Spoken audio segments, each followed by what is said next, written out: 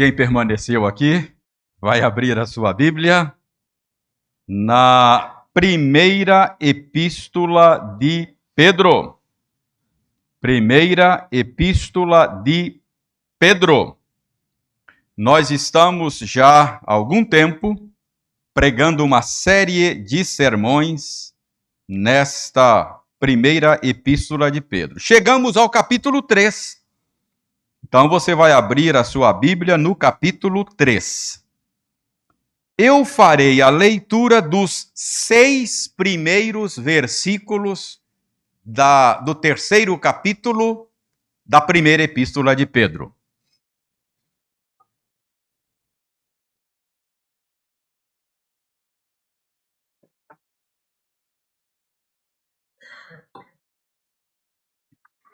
Sempre lembrando que eu estou usando uma versão da Bíblia ligeiramente diferente da sua, Nova Almeida Atualizada. A sua certamente é Almeida Revista e Atualizada. Mas vocês já viram que a gente vai se entender, não é? São pequenas as diferenças. Eu leio e você acompanha. Aí, silenciosamente a leitura. E a minha sugestão é sempre que você permaneça com a Bíblia aberta, porque eu vou me esforçar para ajudar você a entender o sentido daquilo que nós lemos. Diz o seguinte, 1 de Pedro 3, de 1 a 6. Igualmente vocês, esposas, estejam sujeitas, cada uma a seu próprio marido, para que, se ele ainda não obedece à palavra, seja ganho sem palavra alguma, por meio da conduta de sua esposa, ao observar o comportamento honesto e cheio de temor que vocês têm. Que a beleza de vocês não seja exterior, como tranças nos cabelos, joias de ouro e vestidos finos, mas que ela esteja no ser interior, uma beleza permanente de um espírito manso e tranquilo, que é de grande valor diante de Deus. Pois foi assim também que no passado costumavam se enfeitar as santas mulheres que esperavam em Deus, estando cada qual sujeita a seu próprio marido. Foi o que fez Sara, que obedeceu a Abraão, chamando-o de Senhor, da qual vocês se tornaram filhas, praticando o bem e não temendo perturbação alguma. Vamos orar, pedindo ao Senhor que nos dê a bênção de um correto entendimento desta passagem. Senhor, o pecado afetou de tal maneira o nosso entendimento que nós não podemos compreender a Escritura se o Senhor não nos ajudar, iluminando-nos com a luz do Espírito Santo. Pedimos ao Senhor que o Senhor faça isso agora, de uma maneira tal que este que fala e aqueles que ouvem possam chegar a uma boa, correta compreensão do sentido daquilo que lemos. E tendo uma correta compreensão dessas coisas, nós sejamos transformados. Que o Senhor reoriente o nosso coração. Pedimos isto em nome de Jesus. Amém. Você já sabe que a primeira carta de Pedro, ela foi escrita a crentes que estavam espalhados lá pela Ásia Menor e que estavam também debaixo de perseguição, estavam sofrendo discriminação por causa da identificação deles com o Senhor Jesus.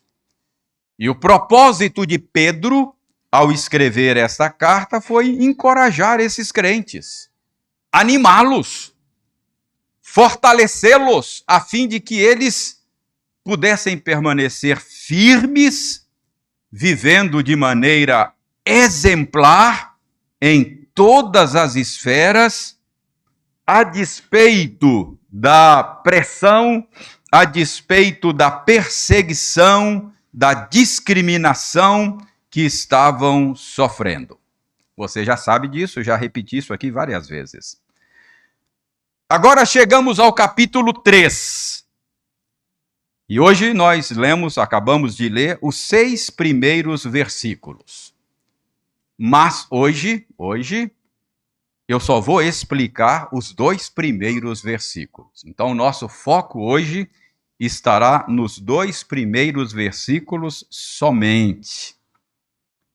No próximo sermão, nós vamos explicar o resto, versos 3 a 6. Por uma questão de tempo, é que Pedro dá 2 conselhos às mulheres aqui. 2 ordens. Primeira ordem, sejam submissas ao marido de vocês. Segunda ordem, priorizem a beleza interior. São 2 ordens. Então hoje nós vamos tratar da primeira ordem. A segunda ordem a gente trata no nosso próximo sermão, claro, sempre se Deus quiser, não é? É sempre assim, se Deus quiser. Então hoje nós vamos olhar apenas para os versos 1 e 2. Então, consideremos aí o verso 1. Olha na sua Bíblia. Na minha versão, o verso 1 diz, começa assim: igualmente vocês, esposas, estejam sujeitas, cada uma a seu próprio marido. Quero chamar a sua atenção para a expressão igualmente. Igualmente. Esta palavra, esta expressão, ela é importante aí para o nosso entendimento do texto, porque esta expressão igualmente liga o que Pedro está falando aí no capítulo 3 com aquilo que ele vinha falando anteriormente. Então, esse igualmente significa que quando chegou no capítulo 3,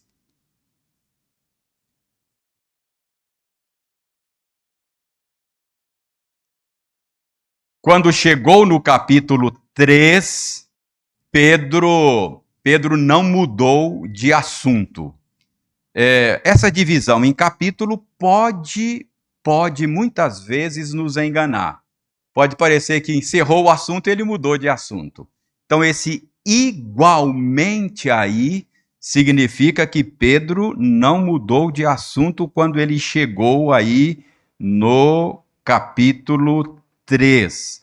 Ele continua desenvolvendo o mesmo raciocínio que começou a desenvolver lá no capítulo 2, verso 11. Então, é o mesmo assunto desde o capítulo 2, verso 11.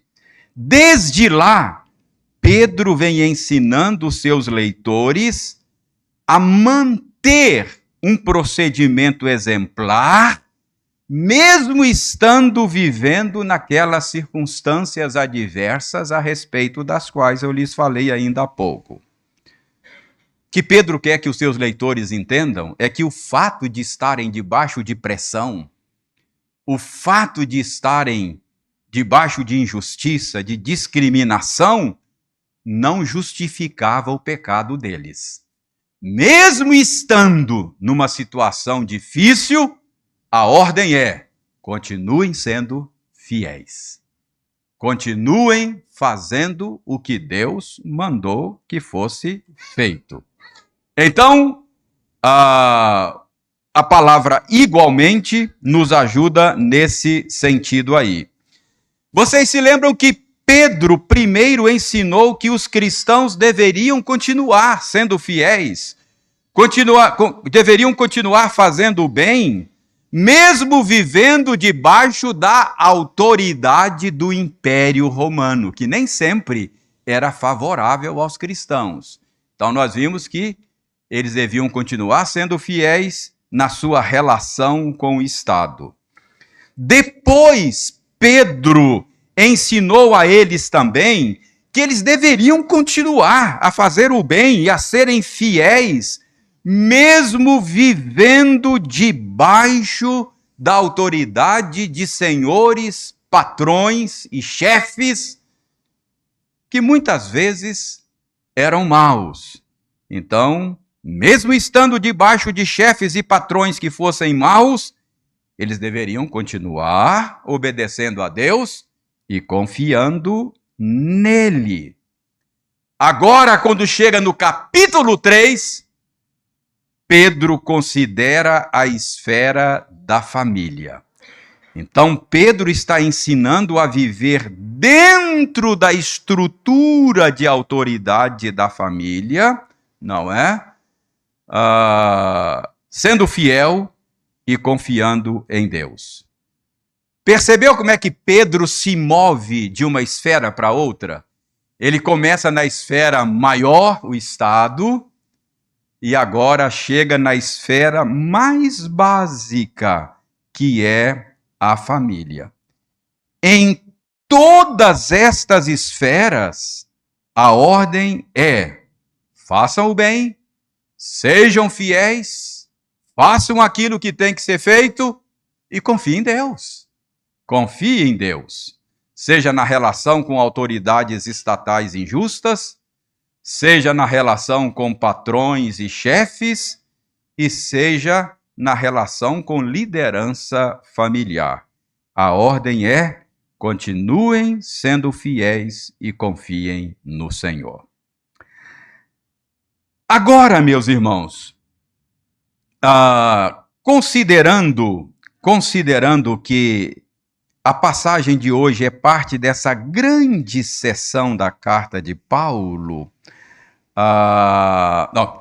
Pedro, considerando que é parte dessa grande seção, isso nos leva a uma outra coisa muito importante aqui. Nessa seção que nós estamos vendo, Pedro está ensinando coisas muito difíceis de entender, coisas muito difíceis de aceitar, sobretudo para a nossa mentalidade ocidental contemporânea, sobretudo para a nossa cultura contemporânea.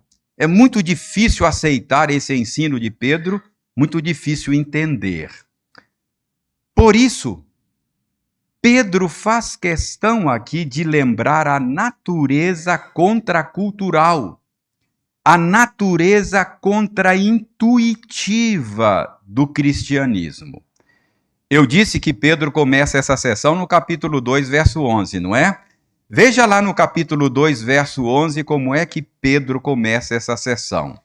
Ele diz: amados, peço a vocês, como peregrinos e forasteiros que são. Então, ao longo de toda a sessão, Pedro está considerando o fato de que nós somos forasteiros neste mundo. Ele está considerando que nós não somos deste mundo. Portanto, o que Pedro quer que nós saibamos é que o ensino dele é um ensino contracultural, é um ensino contraintuitivo. É natural que os valores e que o estilo de vida cristã sejam estranhos para este mundo, porque nós somos forasteiros. O que é um estilo de vida contracultural? Um estilo de vida contraintuitivo. Contraintuitivo é aquilo que é contrário ao jeito natural da gente pensar. Então, o que Pedro está lembrando aqui, quando ele diz que nós somos forasteiros, é que o cristão é chamado a viver um tipo de vida que a cultura simplesmente não entende e não aceita. É por isso que o ensino de Pedro sobre o casamento, que vamos ver hoje, parece loucura para muita gente. Deixa eu dizer uma coisa a você. Se a vontade de Deus para o casamento lhe parece loucura, uma possibilidade é a de que você esteja pensando o casamento com a mente do mundo e não com a mente de Cristo. Paulo, escrevendo aos Romanos, ele diz: transformai-vos pela renovação da vossa mente, para que experimenteis qual seja a boa, perfeita e agradável vontade de Deus. Quando a vontade de Deus em alguma área não parece boa para nós, o problema não está na vontade de Deus. O problema está em nós. É a nossa mente que precisa ser reconfigurada e não a vontade de Deus. Mas nós ainda estamos no mundo, nós ainda somos tentados a olhar para as coisas com a mesma mentalidade do mundo, e por isso é que o ensino bíblico sobre casamento às vezes parece muito estranho para nós. Então é por isso que eu estou lembrando. Pedro parece que sabia disso. Ele lembra aos seus leitores: eu estou falando essas coisas considerando que vocês são forasteiros, que vocês são peregrinos, que vocês não são do mundo. Vocês têm uma outra mentalidade. Então, é o ensino mesmo contracultural. É indigesto. É difícil de aceitar esse ensino de Pedro aqui no texto que estamos já analisando. Ok? Muito bem. Tudo o que eu disse até aqui foi com base no termo igualmente. Não é? Concluí de tudo isso por causa do igualmente. Agora vamos caminhar um pouco mais. Ainda no verso 1, Pedro diz que as esposas devem se sujeitar cada uma a seu próprio marido. Preste bem atenção no que Pedro está dizendo. A esposa deve se sujeitar cada uma a seu próprio marido. Irmãos, esse modo de Pedro falar significa que a sujeição a que Pedro se refere não é uma sujeição por causa do gênero, mas é por causa da relação conjugal. A esposa não está sujeita a todo e qualquer homem. Não é uma sujeição por causa do gênero. Ela está sujeita somente àquele ao qual ela se uniu pelos laços do casamento. Então não é uma sujeição por causa do gênero, mas é uma sujeição por causa da relação conjugal. Mulher, você é chamada como mulher crente a se sujeitar à liderança do seu próprio marido. De todas as mulheres que estão aqui, só uma está sujeita à minha liderança como marido. Só a Eliane. Só ela que tem esse chamado do Senhor de sujeitar-se à minha liderança como marido. Isso tem que ficar bem claro. A esposa não está sujeita a todo e qualquer homem, mas somente ao seu marido. Não é por causa do gênero, é por causa do casamento. Mas por que é que Pedro chama as mulheres a se sujeitar? Irmãos, o texto não diz, mas todo texto bíblico deve ser interpretado à luz de toda a Escritura. O princípio reformado não é só sola Escritura, mas toda Escritura. Então, um texto bíblico não pode contradizer o todo da Escritura. E ele precisa ser entendido à luz do todo da Escritura. Então, nós podemos dizer Pedro está pressupondo aqui a existência de uma estrutura de autoridade na família. É por isso que a mulher cristã é chamada a se submeter à liderança do seu marido. Por quê? Porque foi deste modo que o Criador estruturou a coisa. Irmãos, tem gente que acha que essa estrutura de autoridade no casamento e na família é resultado da construção social. Mas Deus instituiu o casamento, Deus instituiu a família para funcionarem de acordo com uma estrutura de autoridade. O apóstolo Paulo ensinou que esta estrutura é parte da ordem criacional. Para Paulo, o modo como Deus criou o ser humano não foi casual. Deus criou o ser humano de um jeito que ele estabeleceu esta estrutura. O apóstolo Paulo, interpretando o texto da criação, ele entendeu que ao criar primeiro o homem e depois tirar a mulher do homem, isso não foi por acaso. O apóstolo Paulo entendeu que ao fazer assim, ao agir desta maneira, Deus estava estabelecendo uma estrutura de autoridade no casamento. Isso significa que Deus projetou o casamento para funcionar com liderança masculina. Ele criou primeiro o homem e depois do homem ele tirou a mulher. Paulo disse: isso não foi por acaso. Isso foi intencional. Deus estava estabelecendo ao fazer isso a liderança masculina. Então, a vontade do Criador é que no casamento, na família, a coisa funcione com a liderança masculina.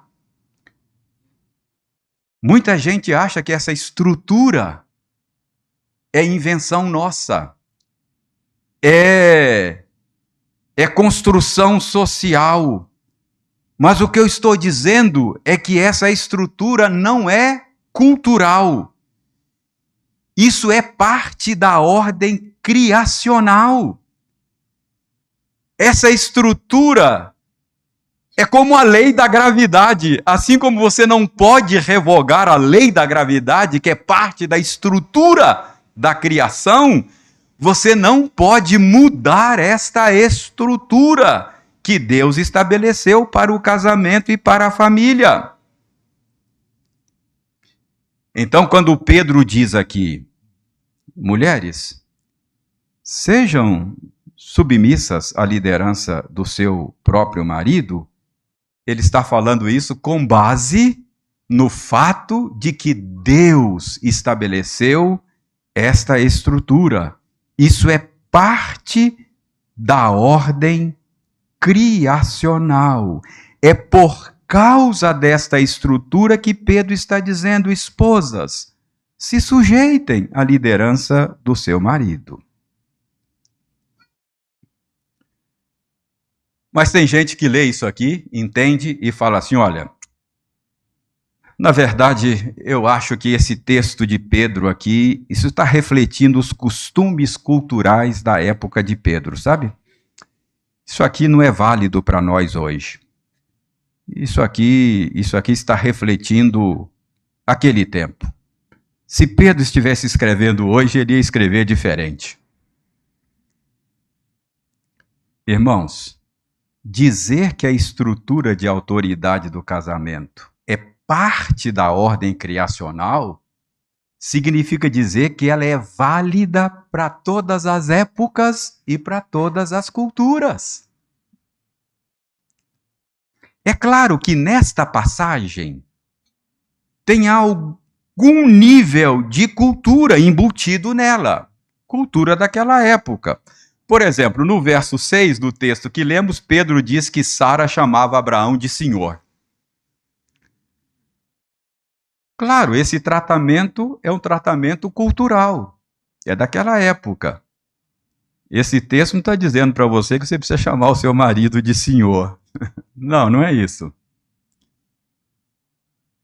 Essa informação está aqui para dizer que Sara, de um jeito cultural daquela época, procurava viver o casamento obedecendo esta estrutura criacional. Chamar de senhor era só uma maneira de reconhecer que havia uma estrutura estabelecida pelo próprio Deus. Então, quando Pedro diz a você, esposa crente, que você deve se submeter à liderança do seu marido, ele está dizendo que Deus estruturou a coisa para funcionar desse jeito. E que você faz bem em obedecer a essa estrutura. Deus sabia o que estava fazendo quando ele estruturou a coisa assim. Simples assim. É isso que Pedro está dizendo. Mas,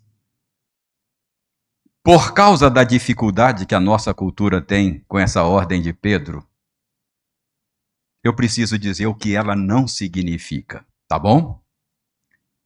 Quando Pedro diz que a esposa crente deve se sujeitar ao marido, ele não está validando o abuso ou a violência da parte do marido. Você deve interpretar o texto da Bíblia à luz do ensino geral da Escritura. Eu repito, Pedro não diz isso aqui. Ele vai dizer mais logo depois no verso 7. Mas a Escritura ensina claramente que a liderança do marido deve ser como a liderança de Cristo. O marido deve amar a sua esposa como Cristo ama a igreja. E como foi que Cristo amou a igreja e a ama ainda? De maneira sacrificial. Cristo morreu pela sua noiva. Ele cuida. Ele protege a sua igreja. É assim que a Bíblia entende que o marido deve exercer a sua liderança. Estar debaixo da liderança de alguém como Cristo é uma coisa desejável e boa. O jugo dele é suave. O fardo dele é leve. Então, tudo isso deve ser considerado quando consideramos a ordem de Pedro para as mulheres aqui. Se sujeitem à liderança do seu marido. Pedro não está aqui validando nenhum abuso, nenhuma violência, nenhuma truculência de marido. Marido abusivo, truculento, talvez precise ser levado às barras dos tribunais. Lei Maria da Penha para ele. É isso. E o conselho precisa tratar com ele porque é pecado. Marido abusador tem que ser corrigido. Então, esta é a ordem de Pedro aqui, tá? E no verso 7, depois do nosso texto de hoje, lá no verso 7, Pedro vai deixar claro que o marido deve tratar a sua esposa com honra e com respeito. Olha aí o verso 7, que vem logo depois, nós vamos pregar um sermão lá na frente sobre isso. Então, esta ordem de Pedro não significa permissão para que o marido abuse de sua esposa. E não significa também, segunda coisa, não significa também que a esposa seja inferior a seu marido. A Bíblia ensina que homem e mulher são iguais em dignidade. Ambos foram criados à imagem e semelhança de Deus. São diferentes. Receberam papéis diferentes no casamento, mas são iguais em dignidade e valor. Considere o ensino bíblico sobre a Trindade. A Bíblia diz que Deus é 3 pessoas divinas, não diz? O Pai é Deus, o Filho é Deus, o Espírito Santo é Deus. 3 pessoas iguais em dignidade. Todas elas dignas de honra. Todas elas dignas de poder, de louvor, de adoração. Mas a Bíblia diz que, embora sejam iguais em dignidade, a Bíblia diz que na obra da criação, na obra da redenção, elas cumprem papéis diferentes. O Filho se submete ao Pai. O Espírito se submete ao Filho e ao Pai. E essa sujeição não significa que uma pessoa da Trindade seja menos digna do que outra. Jesus Cristo disse: eu não vim para fazer a minha vontade. Eu me sujeitei à vontade do meu Pai para salvar um povo. Percebe? Isso não significa que Jesus seja inferior a Deus o Pai em dignidade e honra. É Deus como o Pai. Assim também o casamento. Marido e mulher são iguais em dignidade. Ambos criados à imagem e semelhança de Deus, mas têm papéis distintos. Então, embora tenham papéis distintos, marido e mulher não são menos dignos um do outro. Verso 7, você vai ver que Pedro vai dizer daqui a pouco, não é? Lá no verso 7, que a esposa é co-herdeira do marido da mesma graça de vida. Então, vamos ver agora a segunda parte do verso 1 e o verso 2. Para que, se ele ainda não obedece à palavra, seja ganho sem palavra alguma, por meio da conduta de sua esposa, ao observar o comportamento honesto e cheio de temor que vocês têm. Então, até aqui, Pedro considerou o papel da esposa crente em geral. Naquela situação, o que se requer da esposa crente? Cumpra o seu papel, seja submissa à liderança do seu esposo e descanse em Deus, confie em Deus. Agora Pedro focaliza uma situação específica, que é a situação de uma mulher crente com um marido incrédulo. É o que Pedro vai considerar agora. Aqui eu preciso abrir um parêntese. Antes de considerar o ensino de Pedro propriamente dito, eu preciso dizer uma coisa. Quando Pedro fala de mulher crente com marido incrédulo, não entenda mal o que Pedro está dizendo. Esse texto não legitima o casamento de pessoas cristãs com pessoas incrédulas. Esse texto não legitima o casamento chamado de casamento misto. Mais uma vez, o ensino geral da Bíblia é contra o casamento de crentes com descrentes. Mas por que Pedro está falando isso aqui, irmãos? Pedro está tratando de uma situação já estabelecida. Provavelmente Pedro está se dirigindo às mulheres que se converteram ao cristianismo depois de casadas e o marido não. Reverendo, não acontecia casamentos mistos nos dias dos apóstolos? Certamente acontecia. Mas contra e apesar do ensino deles. A demanda pastoral que Pedro está atendendo aqui era a demanda de mulheres que se convertiam e o marido não. Irmãos, essa era uma demanda pastoral muito séria. Nos dias de Pedro, uma mulher que se convertia ao cristianismo, enquanto que o marido permanecia fiel aos antigos deuses, essa mulher haveria de enfrentar muitos problemas. Elas precisavam de atenção e de ajuda pastoral. Na cultura do primeiro século, a mulher seguia necessariamente a religião do marido. E não fazê-lo seria uma desonra para o marido.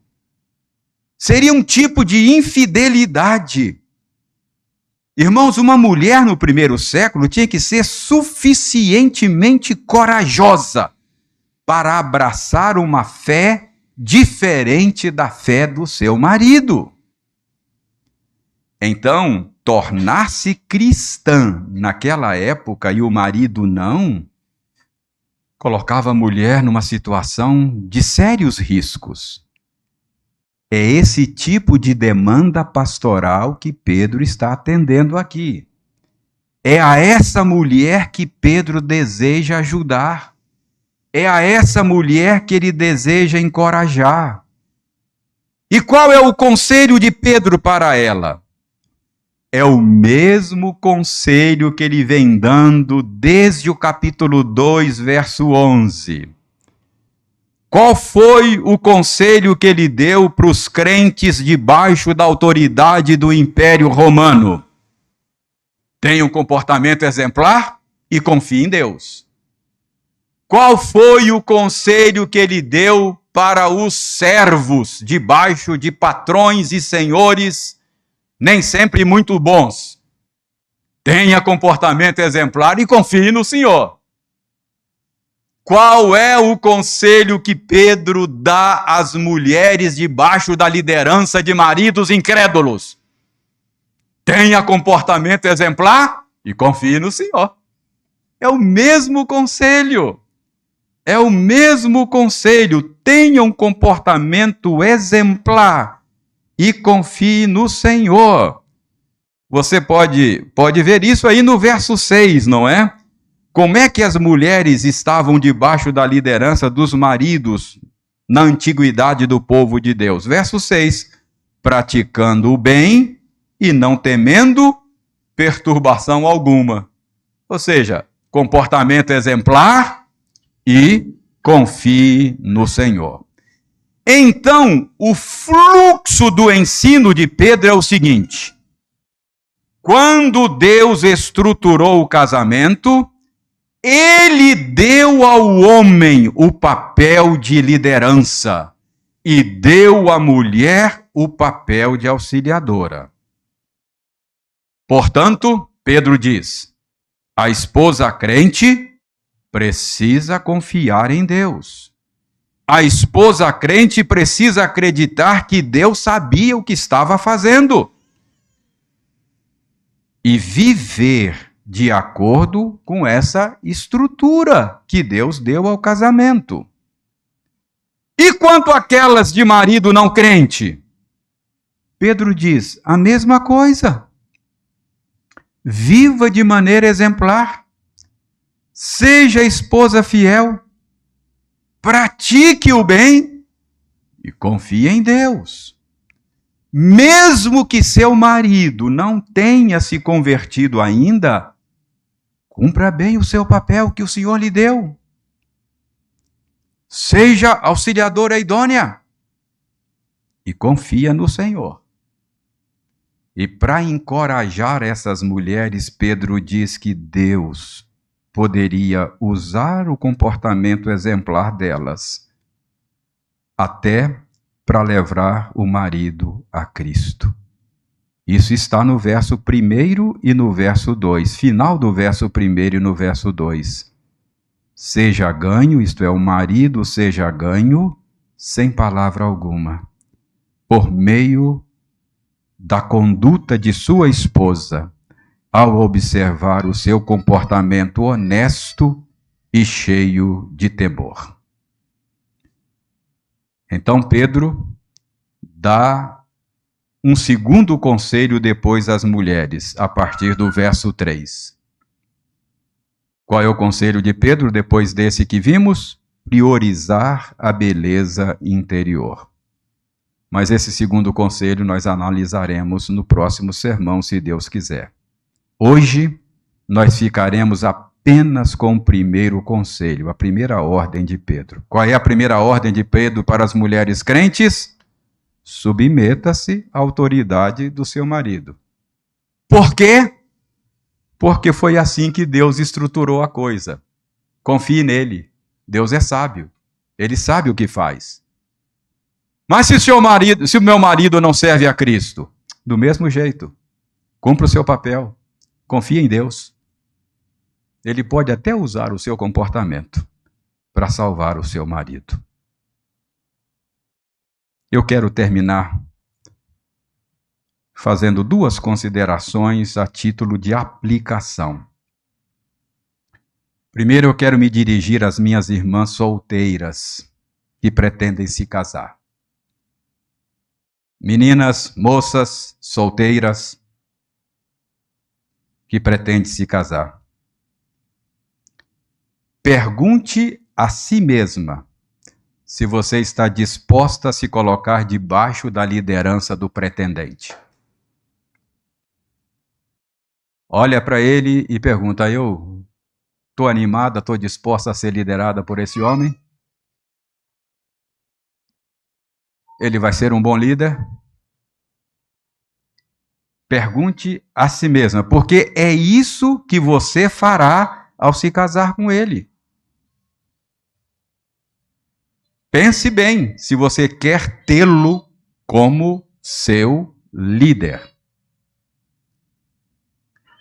Agora eu quero me dirigir a você, minha irmã, que já está casada.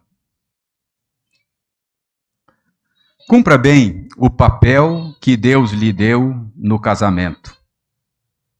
Confie em Deus. Eu sei, a cultura vai dizer que você é tola. Isso é contraintuitivo. Isso é contracultural. Nesse tempo de empoderamento feminino, isso soa como tolice. Mas aceite a liderança do seu marido em vez de competir com ele. Esse foi o papel que Deus deu a ele. E deixa eu dizer a você, minha irmã, o papel que Deus deu ao homem no casamento não é um papel fácil, não. Liderar como Cristo lidera. Eu estou tentando fazer isso. Não é fácil, não. Tem dia que eu digo para mim mesmo, eu não quero liderar. Seu marido precisa de ajuda. Você precisa ajudá-lo a se tornar um líder melhor. Ore por ele. Encoraje seu marido. Seja paciente. Nenhum marido é um líder perfeito. Seu marido é pecador, como todos nós somos. Ele precisa da graça de Deus. E se em lugar de você ficar murmurando, falando mal de seu marido com suas amigas, jogando versículos bíblicos na cara dele, se você optar por cumprir bem o seu papel, ser auxiliadora idônea, confiar no Senhor, seu marido poderá se tornar um líder melhor. Isso vai ser bom para você, vai ser bom para sua família. E olha, mesmo que ele não seja cristão, Deus poderá usar o seu comportamento exemplar para levar o seu marido a Cristo em arrependimento e fé. Não sou eu que estou dizendo isso, não. Quem diz isso é o Senhor, na sua palavra, como acabamos de ver. Você acredita nisso? Espero que sim. Que Deus tenha misericórdia de você e ajude você a cumprir bem o seu papel. Ou seja, o seu papel não é fácil também, não. Mas tem graça disponível para você. O Senhor está do seu lado. Confia nele. Procure ser uma esposa exemplar. Você só tem a ganhar. Deus abençoe você.